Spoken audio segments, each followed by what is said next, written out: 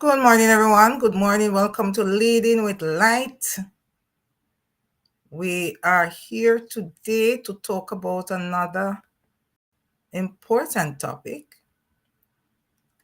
and that is decision fatigue. And this is so important in light of the devastating, catastrophic hurricane that is hitting Jamaica, the land of my birth, at this time. And so there are so many decisions that people have to make that's gonna throw them off. So many things that they were not prepared for that they're gonna have to be dealing with.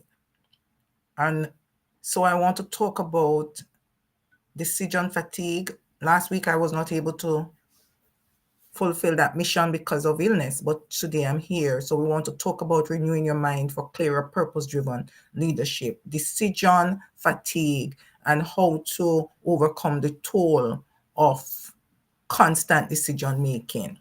We want to thank all those who have joined and who are praying for Jamaica at this time. There's a lot of devastation, and the hurricane is not in its full force yet. A great deal of flooding, damage to property and vehicle already. So we're going to continue to ask you to pray for Jamaica. Thanks for joining, Leslie. So good to see you, Dr. Leslie. All right, so for those who don't know me, I usually put my slides up because that has been, persons have asked me to use slides. So I normally put my slides up. So I want to say welcome to everyone to today's presentation on decision fatigue, as we constantly make decisions as leaders, whether they are big or small. Have we ever stopped to think that it is taking a toll on our minds? The mental toll from constantly making decisions. I'm using two devices so I can see those who come on YouTube. Thanks for joining, Franklin. Simone, thanks for joining. Ursula, I hope I pronounced your name correctly. All right, let's dive into the topic of decision fatigue and explore the strategies for overcoming it. I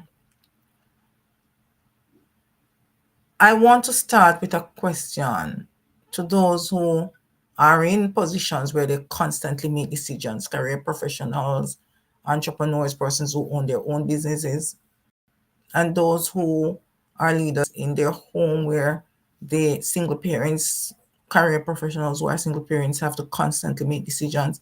I saw a while ago that somebody's roof came off. They went to a close relative's home for shelter, and they have recommended that they go to the shelter, the government shelter, because there's too many persons in their homes already. That's a hard decision that a family member or a friend or a neighbor has to make in these times. So we're talking about the community leader also. So leaders in general, more specifically females who are CEOs and who are entrepreneurs and who lead in their organization. So have you ever ended your day feeling like your brain has no more space left for one more decision?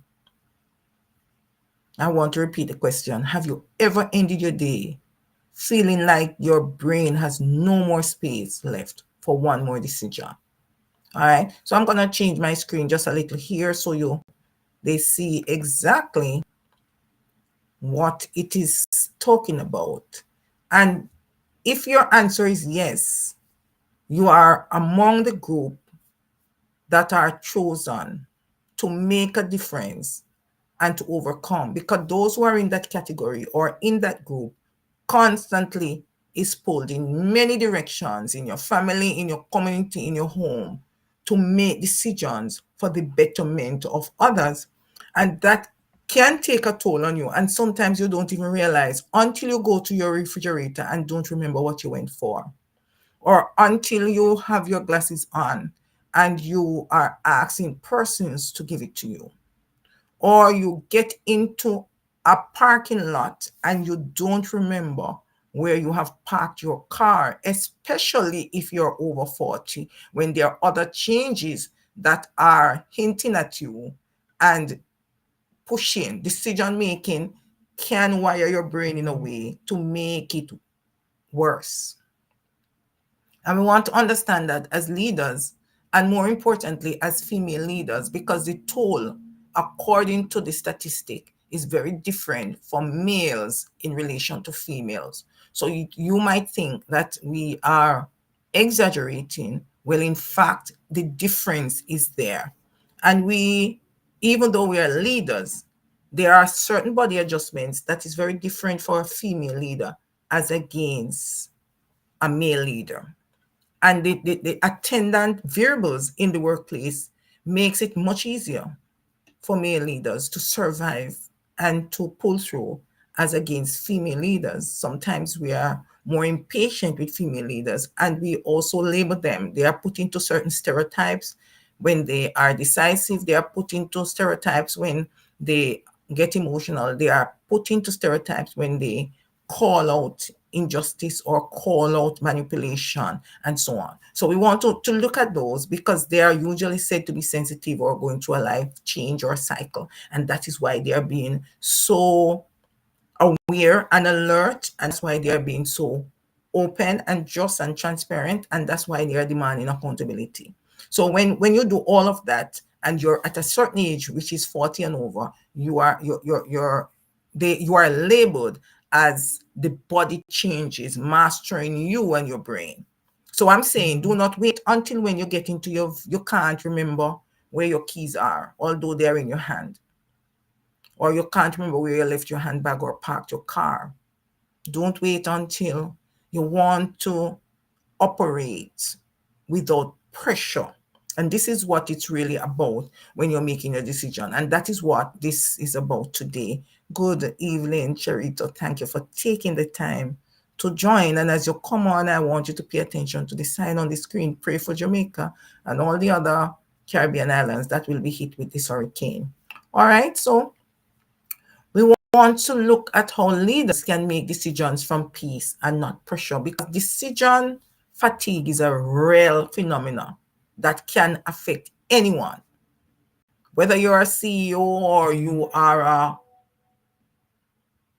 good. Thank you for joining, Pete. Thank you so much for joining. All right, so it can affect anyone from the CEO to the entry level employees, anyone who has to make a decision constantly, middle managers and supervisors and so on.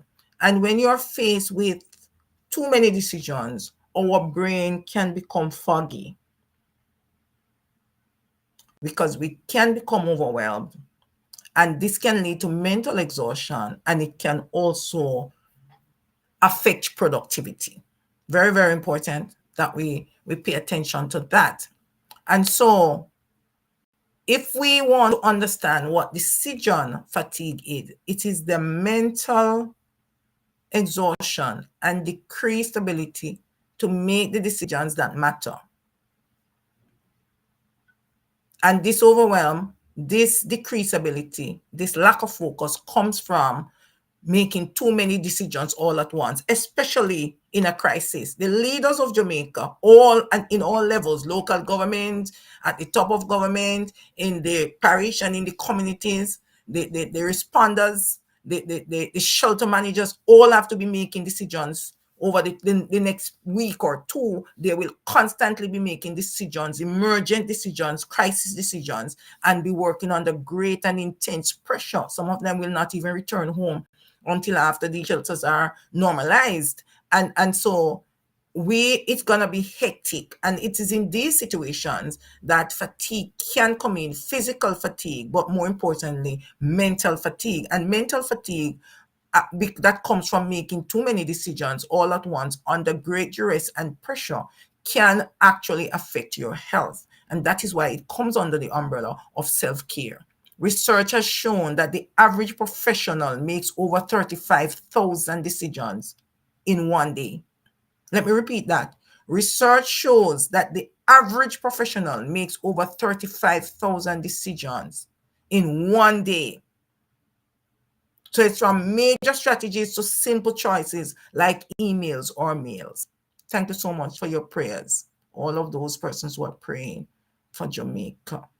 As for those who are just joining, we already have a lot of loss of property. We have lost 3 persons so far in this hurricane, and we are thinking that we are going to be losing more. And there are 5 persons that are in the hospital from falling off the ladders in a effort to secure their homes. All right, decision is the opposite of procrastination, very much so.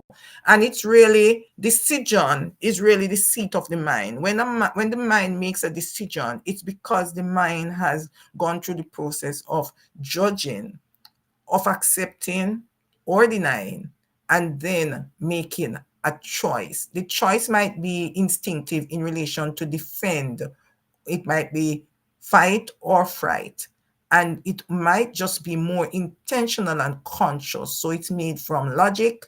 And so there might be the logical side of it coming in. But all of those are aspects that we use to make our decisions. And these decisions might be small, or they might be medium, or they might be large, or they also might be very crucial and important. The crucial and important decisions, the ones that are made under crisis when people depend on you as a leader and that will change lives or change outcomes, are the more bearing on the mind. And we are saying the sum total of all those decisions add up to over 35,000 decisions a day for a leader. Just the choice of your meals and eating for those who eat. I am so glad I'm retired. I had no idea I was making that many decisions. And I want to burst that bubble for you and put a spoiler alert there, Dr. Leslie, because if we're talking about you, you would have gone over the 35,000 long before you finish your day. So you're right. Maybe it's good that you're also retired, because even though you're making those, you are still a leader. And so you're making those decisions, especially on your programs daily, working out the different network, spending time with your beautiful grandchildren and children and so on. And so if we want to talk about, if we want to go a little into decision fatigue, we want to look at the mental weariness that comes with it. It's a mental weariness that comes with decision making that many of us overlook. And so the signs are often overlooked. And Alison made a post recently that talked about some of the signs. She was to be here today. It seems as if she has some issue with her connection. All right. So it's mental weariness that comes from the pressure and the constant need and calling and the many voices that expect you to serve them at a given time. Even if you're not at your A game, as a leader, you're expected to actually make the decision. In fact, there are some persons who emphasize that the buck stops with you. So whether it and what makes it, can make it increasingly frustrating, is that when good decisions are made, and good decisions have the characteristic of changing lives and outcome for the better, the leader is not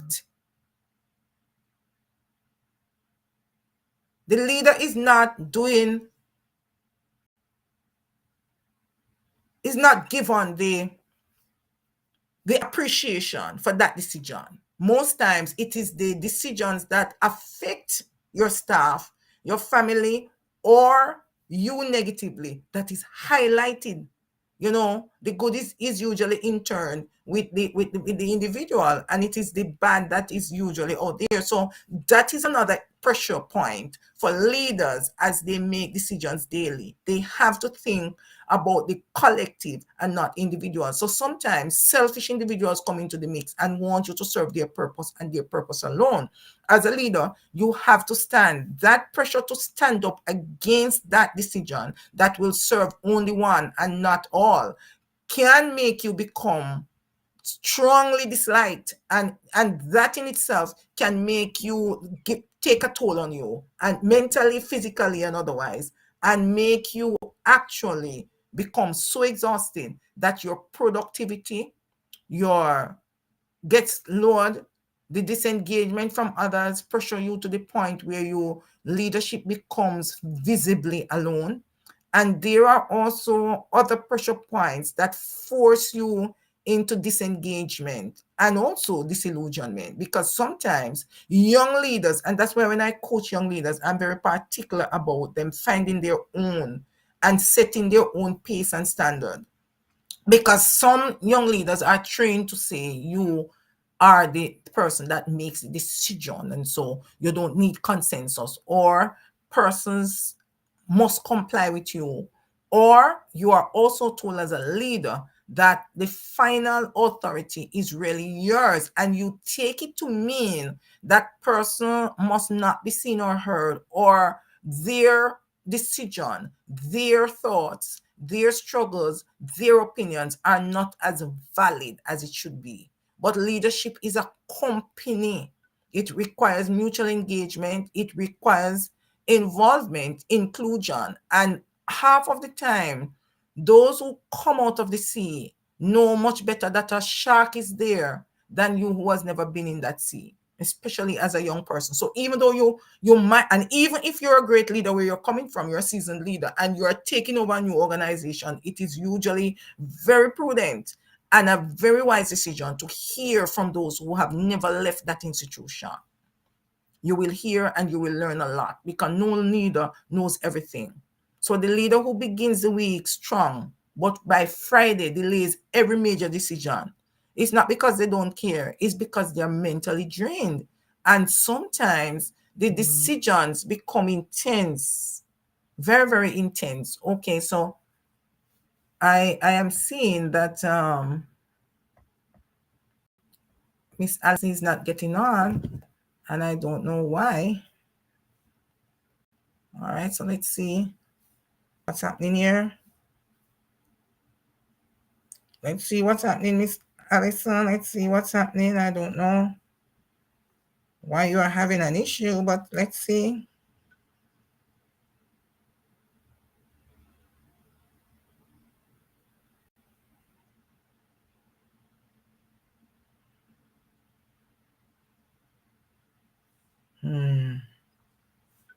I'm not sure what the problem is, so let's see. Okay, I see clearly what's wrong.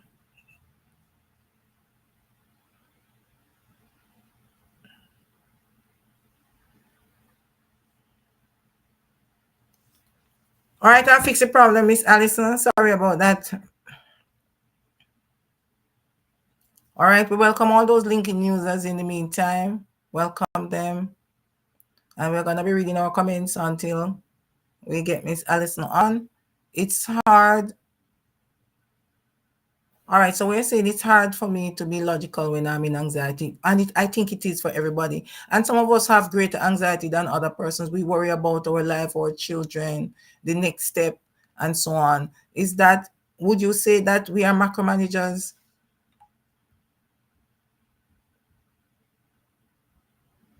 Would you say that makes us micromanagers, Leslie?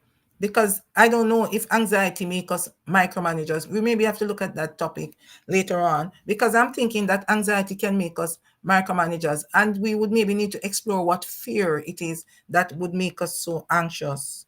The fear that would make us extremely anxious. Very good point you have made here.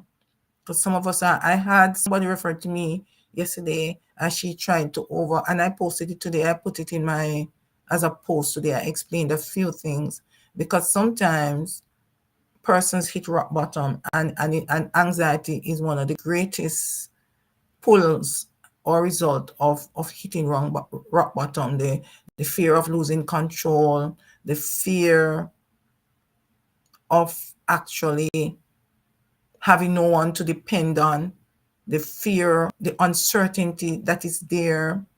All of those things are compounded and can make people give up.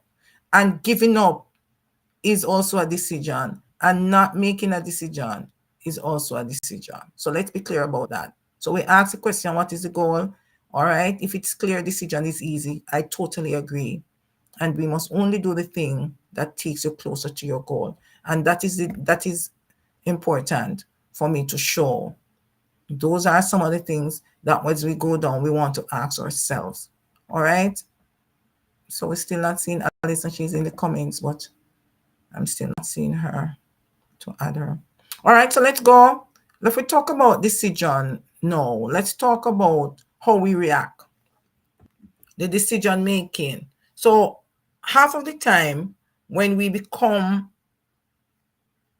are suffering from decision fatigue, there are so many signs that we see, and we tend to miss those signs a lot.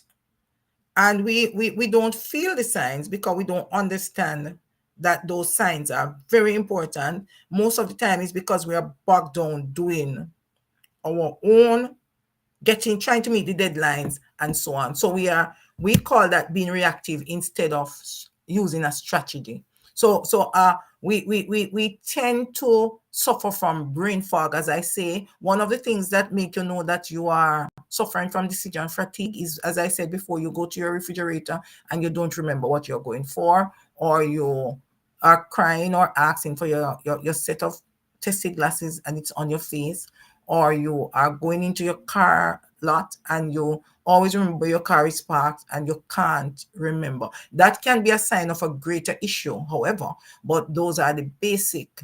Then there is also the lack of willpower. Your energy is not there the way it used to be there. And there is some caution that even though you get the facts, you delay making decisions. So we call that decision paralysis, where you are not able to make decisions that were normal and natural to you. This becomes much more difficult, and you find yourself procrastinating, and that's not your norm. And so it decreases your productivity, your engagement, your connection, and it also increases your stress and anxiety because it's now spilling over to make you appear as no longer being capable of doing your. And the fear of judgment is one of the things that pushes you at the time. Yes, fear of judgment. Thanks, Dr. Leslie. All right. So as a leader, I've been there, done that. So I am explaining that these simple things are very important. The next thing that make you know that you are suffering from decision fatigue as a leader, let me clarify it for those who are just coming, and we welcome you. Deborah, we welcome you. All of you that are here. Alice and I also welcome you. I'm not seeing you coming on. I don't know what the problem is. All right, so we want to look at missing your lunch and your doctor's appointments constantly because you didn't realize that you did not have lunch. You were so busy, you caught up reacting that you did not realize that you have not eaten lunch. And by the time you realize, you would have lost your pull on that. The next thing that is very important for leaders is that you forget your birthday.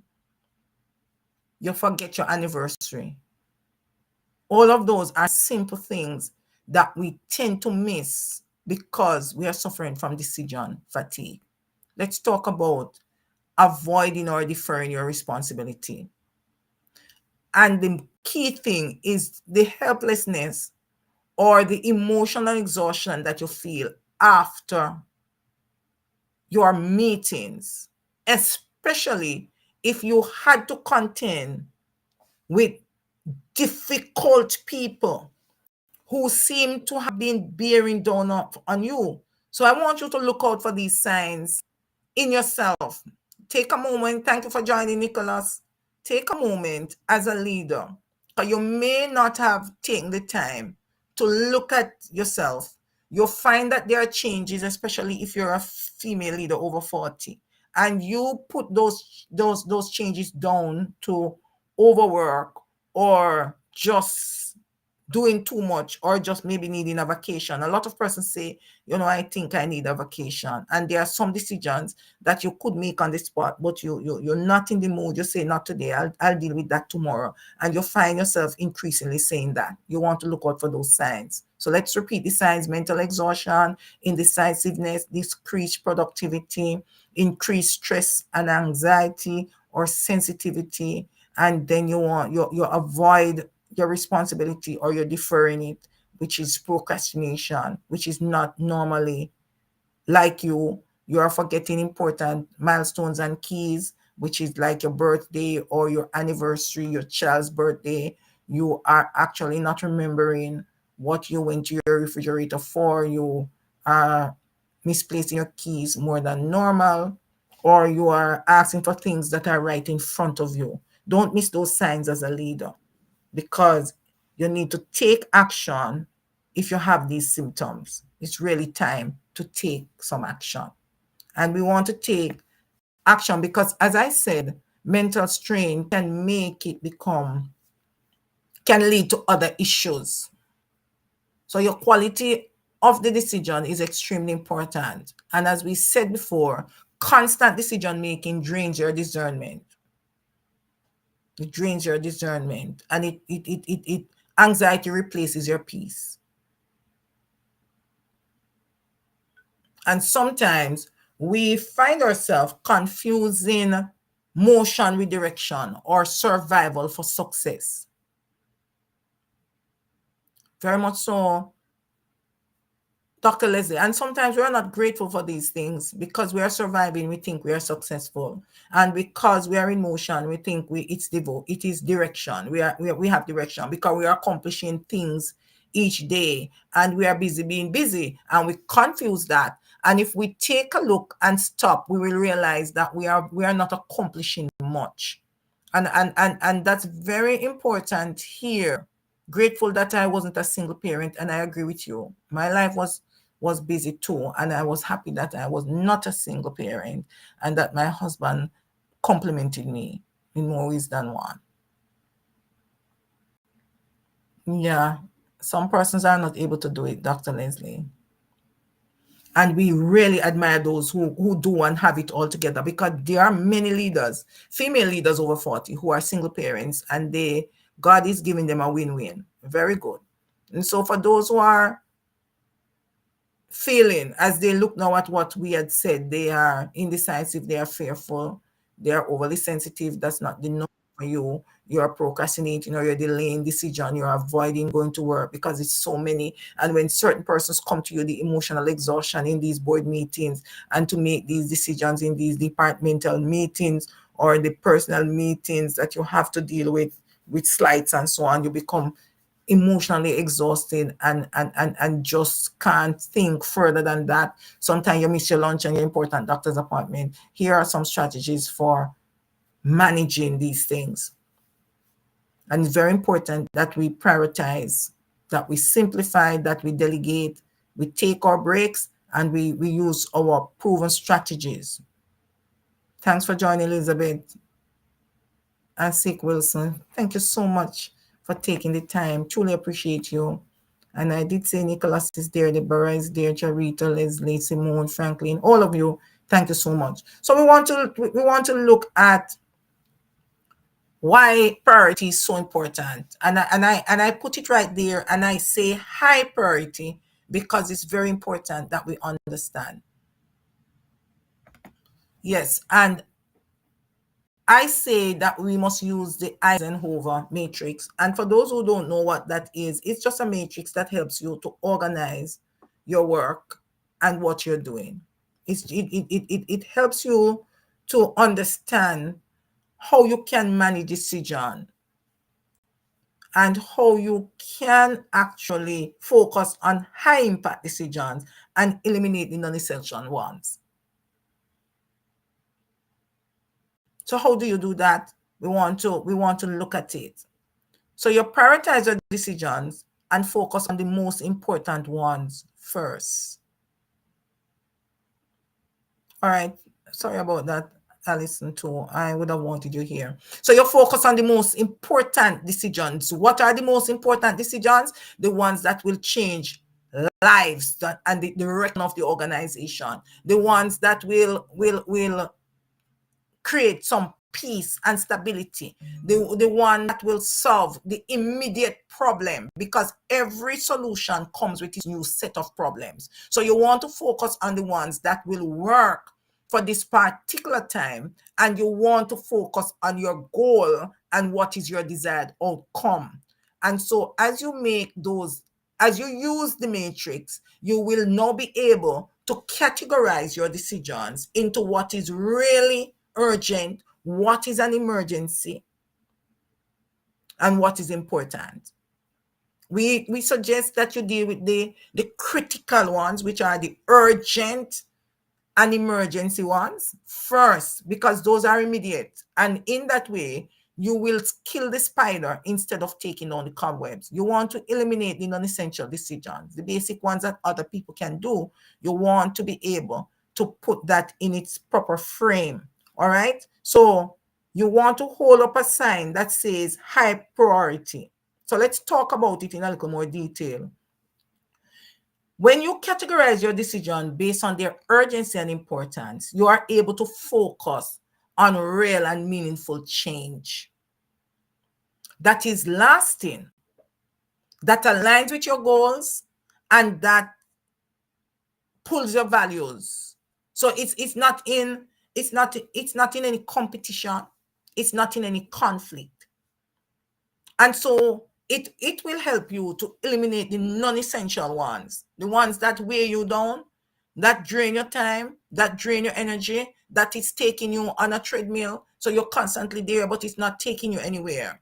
When you're making high priority decisions, and those decisions are changing outcomes in life, it stabilizes your organization. It makes people think, and rightly so, that they are going somewhere. It makes results more visible. And it also gives persons a constant that makes you more trustworthy and also reliable. And so persons feel at ease even when there is a crisis, that you will make those decisions that will carry them out, lead them out, that will work them out of it. So you want to be very, very particular in using this matrix to categorize your decisions, so you get peace of mind and you're not operating out of pressure. All right. And so persons, we want your points in the comments, and we want to have those questions put out there. So let's look at the decision making of making things very simple, simplifying your decisions. It's like a simple little puzzle. So you're blank and clear that spot is. When we are simplifying our decision making, it means that we are eliminating the unnecessary options. You're streamlining your work. You're putting them in what are needed today, and it gives you time also to prepare ahead of time, because you simplify them.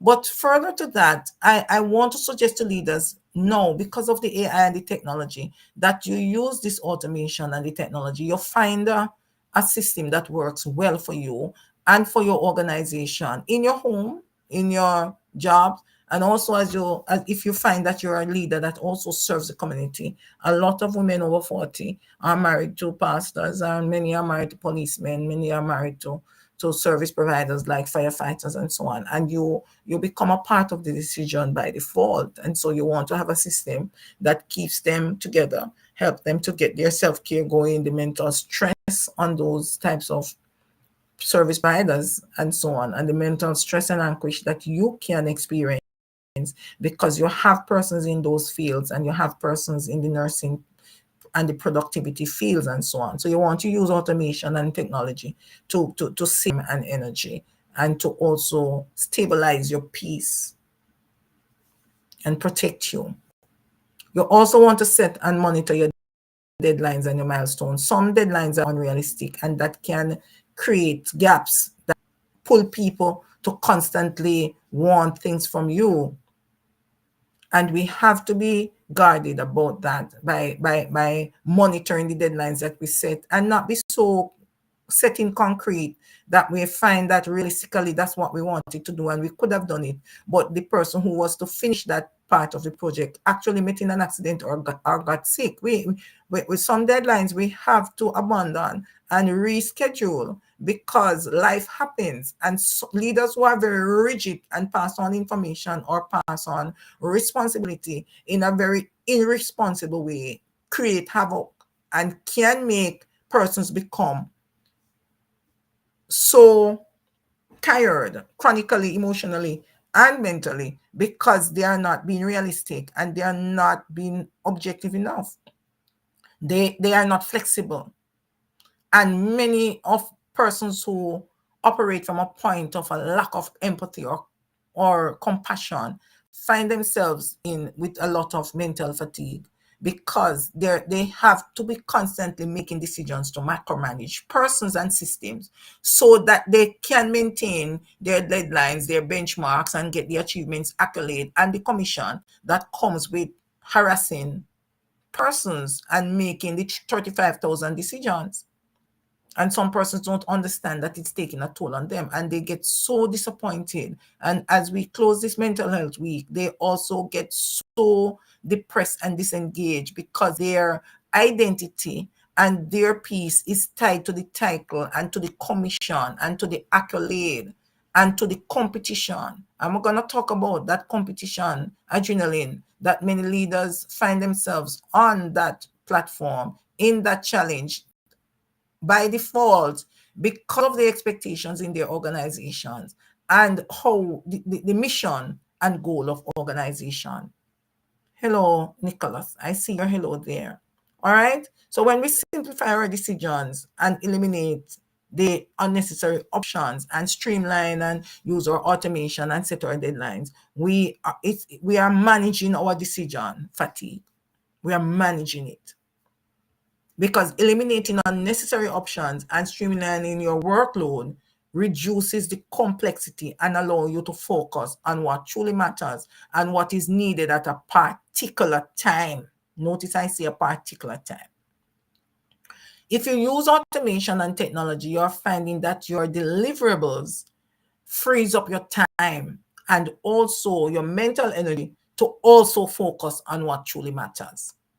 And we also want to look at your deadlines and your milestones being guides for decision making or in your decision making process that allows you to be flexible and monitor your time. So for example, Dr. Leslie gave an example a week ago when we were talking about the emotion, the lifespan of emotions, where some persons, because you know who they are, you don't want to have the pressure, you give them a deadline that is a little different from the normal person because of how they work. So you give them their task a little ahead of time and their deadline comes in a little earlier so you can monitor and help them not to procrastinate and give it back to them should something happen.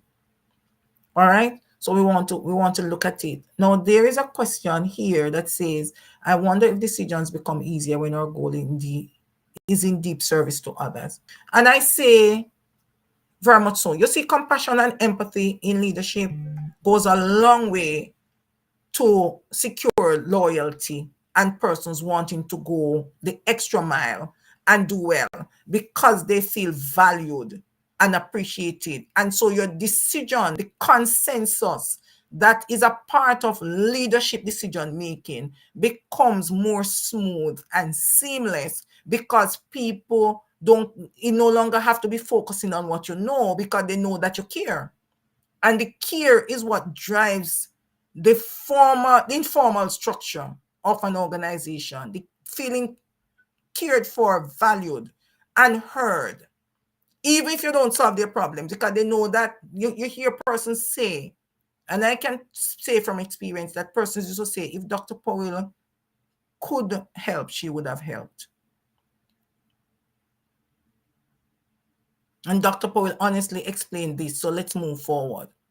And so that's very, very important because service to others is actually embedded on a foundation or built on a foundation of empathy and care. And I say it all the while, treating people the way you would want to be treated if the positions were reversed. Being a leader doesn't mean that you have to be hard and unyielding.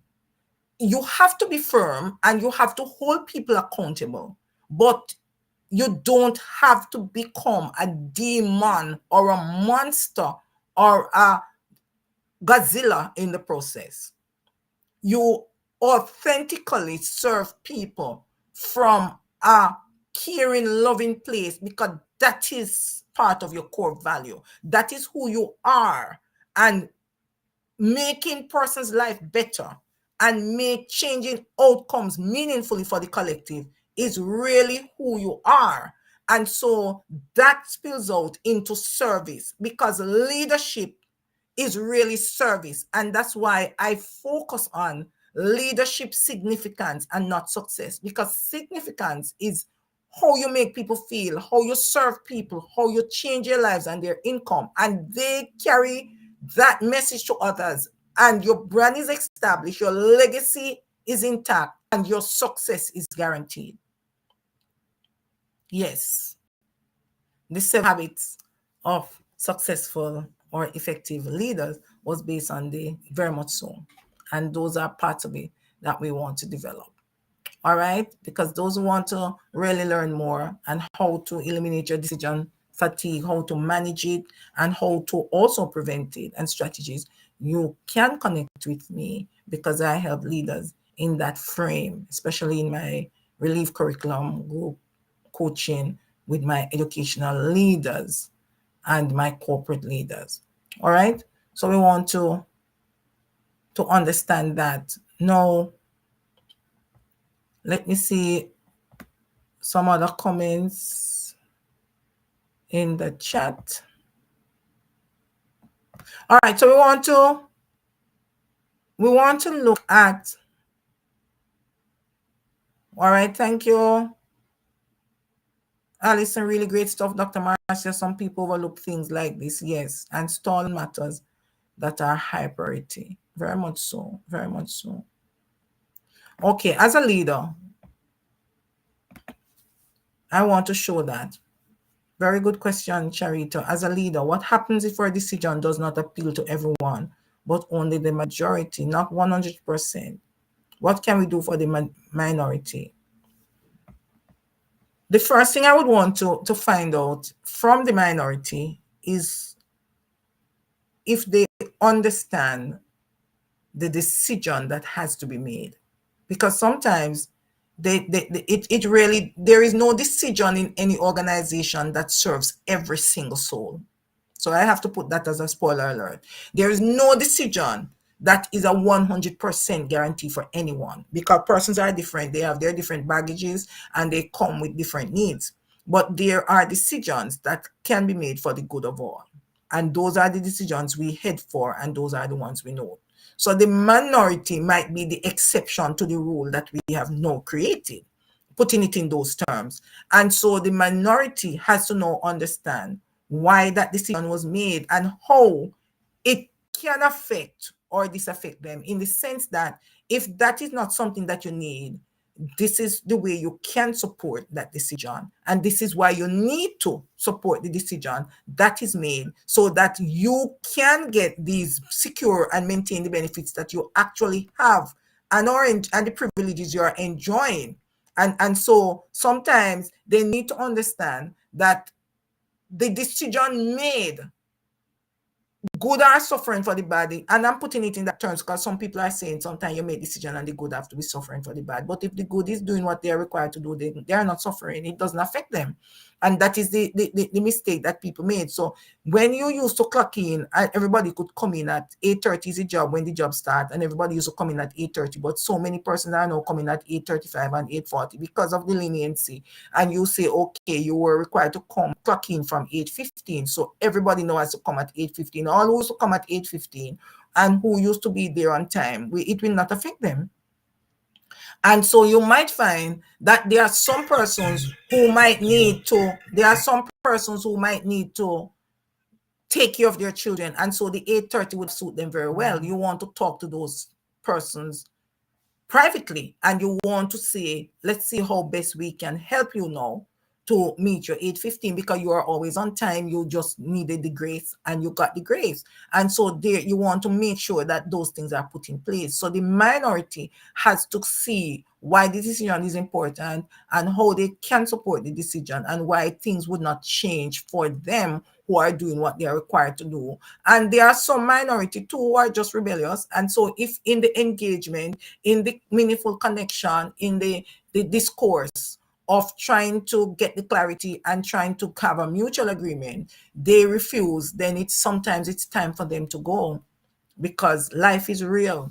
That's the thing. Life is very real. So if their resistance is not rebellion, and if the rebellion is not needed or necessary, then you have to take a different look and a different approach, and you have to make the decision that is very simple and that is prioritizing the good of all.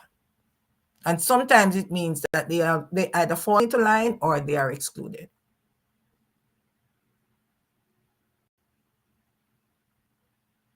So that's the issue that leaders have. They have to make the decision that is extremely important, that is the priority for all, and they have to make sure that they serve the majority as much as possible, because that's what leadership is about.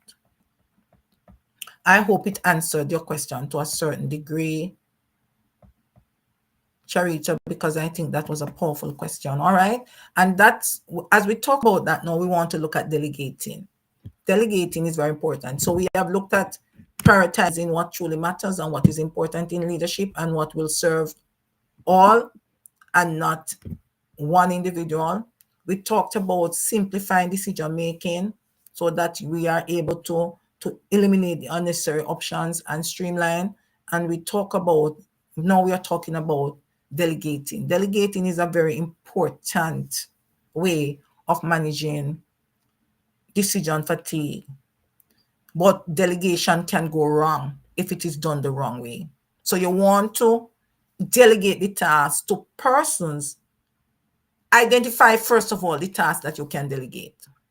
Let me put it that way, because it's not every task that a leader can delegate. Some are very highly sensitive, and some carry a certain privacy and a certain security statement. So you cannot delegate this, not even to the next in line, your vice.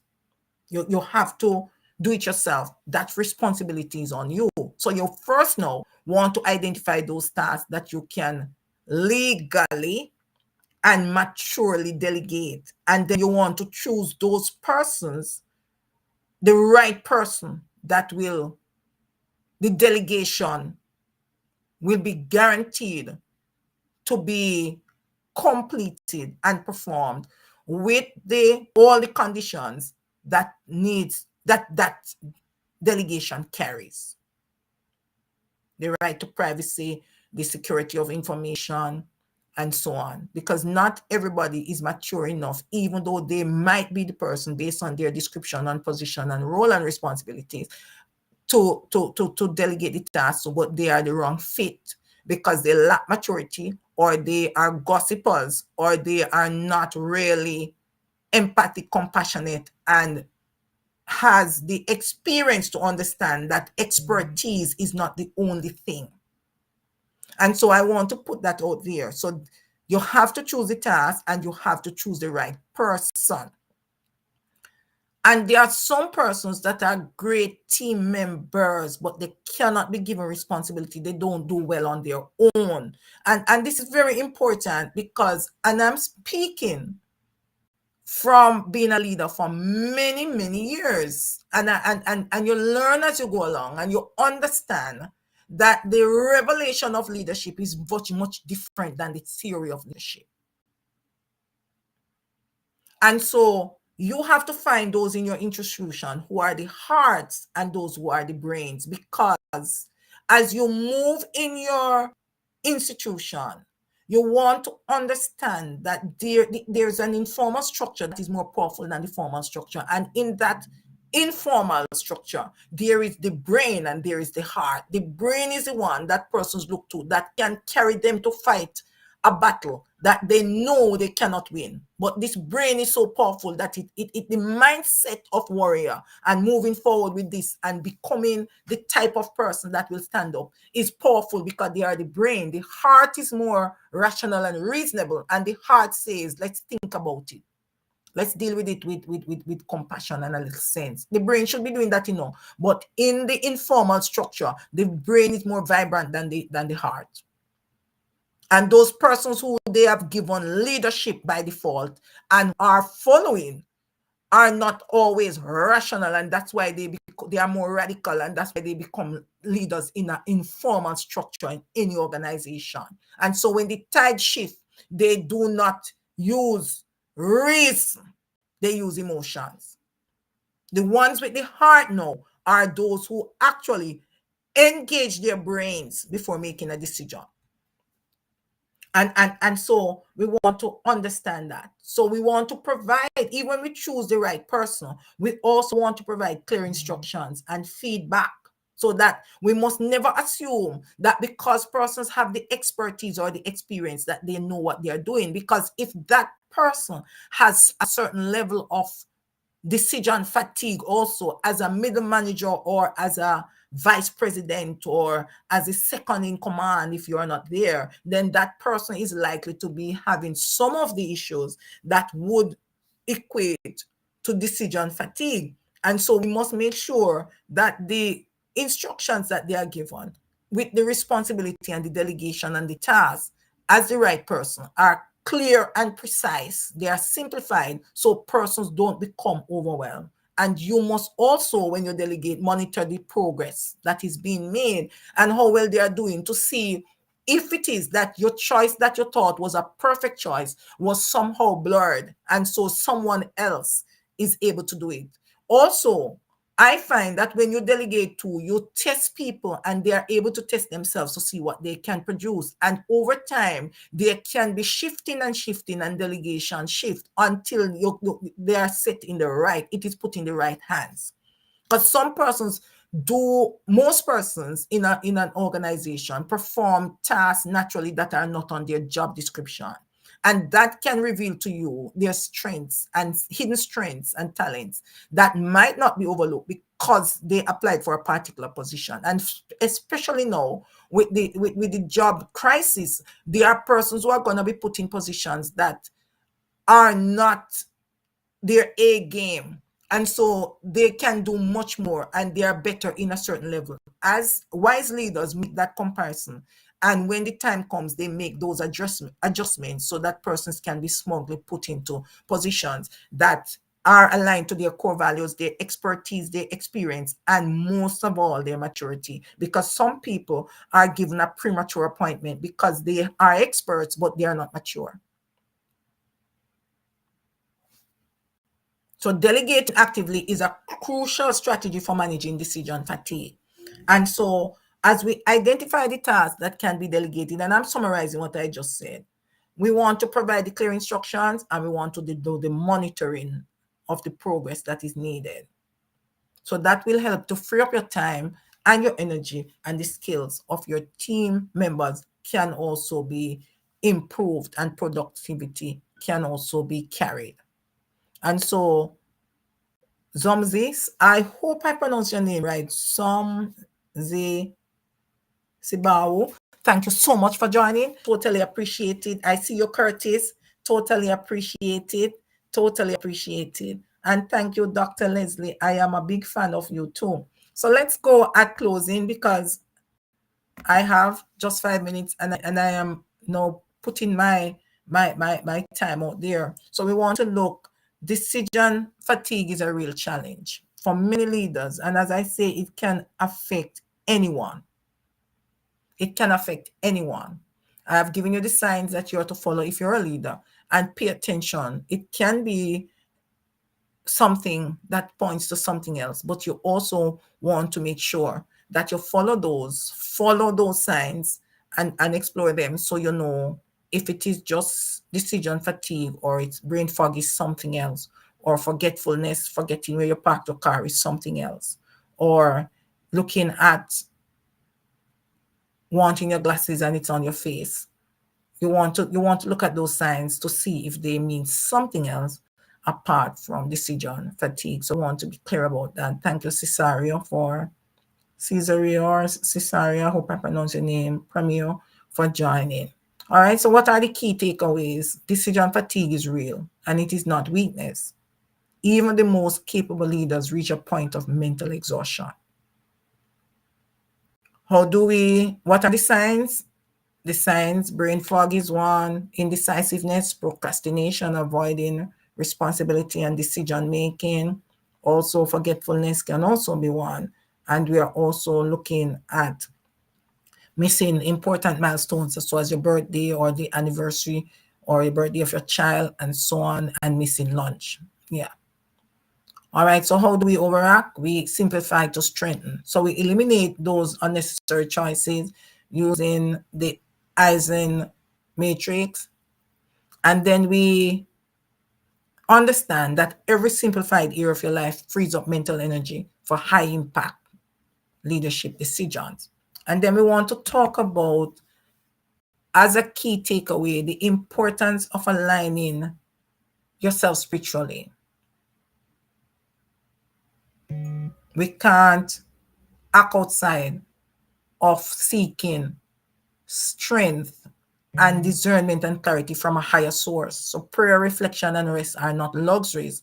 They are powerful leadership strategies to counteract decision fatigue. And then purpose filters every decision. When you align decisions with God's purpose for your life, you reduce anxiety and increase peace. So we say role is not purpose, responsibility is not purpose, and we want to understand it. Good. So Dr. Leslie is giving you a suggestion, Charito. You can get the minority to agree to try whatever it is for 30 days. Very much so. And we see where we go from there. Now, I want us to remember that divine dependence beats decision overload. The Holy Spirit provides discernment that data and strategy alone cannot. So sometimes you have the data, you have the strategy, but you need to get the input, the deeper revelation that comes from being in sync with your spirit and your mind. And so you want to be able to do that. All right, so we want to pay attention to our challenge here. And so today I want you as a leader to challenge yourself. Throughout the session, we had looked at the signs that you are ticking off for yourself and what you need to do to overcome. You want to go further to say which decisions drain you the most right now. And if you're leading from exhaustion or divine direction, so you want to ask yourself, which decisions drain me most right now? And am I leading from exhaustion or divine direction? Even if it is you're retired and leading in your home or in your community, because sometimes when we're retired, we take up community services and we decide to go wholeheartedly into our business and so on. So although we set our own hours and so on, which entrepreneurship for me is harder than a 9 to 5. I don't know about other people. You can agree or disagree. The question is, what can you simplify today to make the well-needed change? That is important also. So you want to ask yourself those questions and you want to answer them honestly.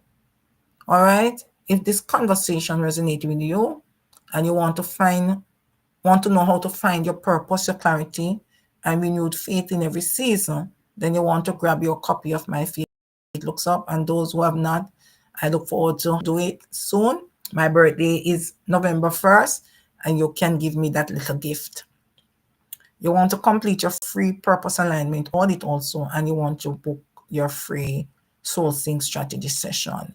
If you want to come straight to the session, especially now in times of crisis, as we say, pray for Jamaica, then you can go ahead and contact me at drtpmotivate2 at gmail.com, or you can send me a direct message at LinkedIn, in my DM at LinkedIn, or you can follow me on Instagram or Facebook to get your feedback and my WhatsApp contact.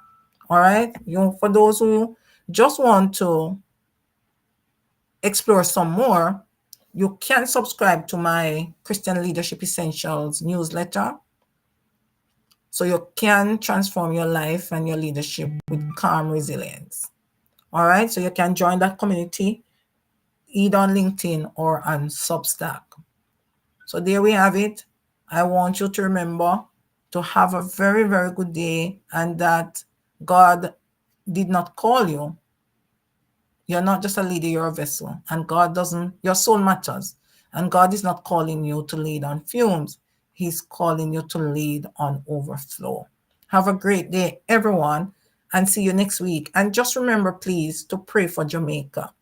We have 3 lives lost so far in that massive hurricane that is now sweeping the island, and we are not in the eye of it as yet. And we want you to also pray for those who are in the hospital that fell off their ladders and so on while they were trying to secure their place.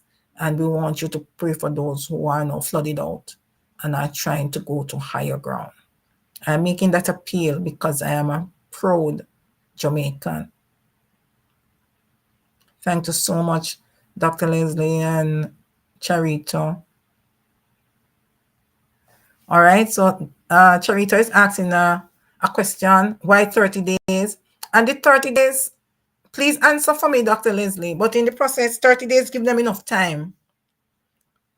Give them at least 3 weeks, which is really, if we are to look at it, weekends are not included.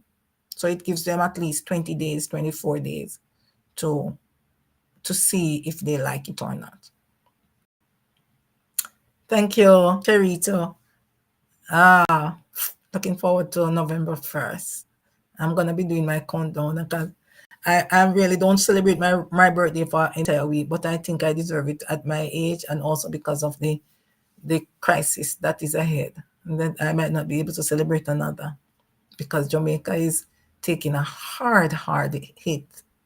Several vehicles have been damaged, etc., flooding a lot. So please pray for Jamaica. I'm making that appeal right now. Please pray for Jamaica. All right. Dr. Lizzie, you're answering the question for her, the 30 days? She's saying, Charita is asking why 30 days. Did I answer it correctly?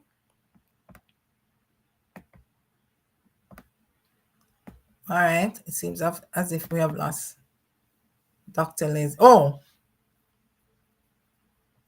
we are not seeing, I'm not seeing her answering as yet. So I think she will answer when we are off the line. All right. Have a great day, everyone. And God bless you. And just remember that self-care is not selfish. It is the greatest honor that you can give to God. Have a great day. For those who are going to be watching our replay, we look forward to hearing your comments and also your suggestions, and any questions you have, we certainly will answer. Bye until next week.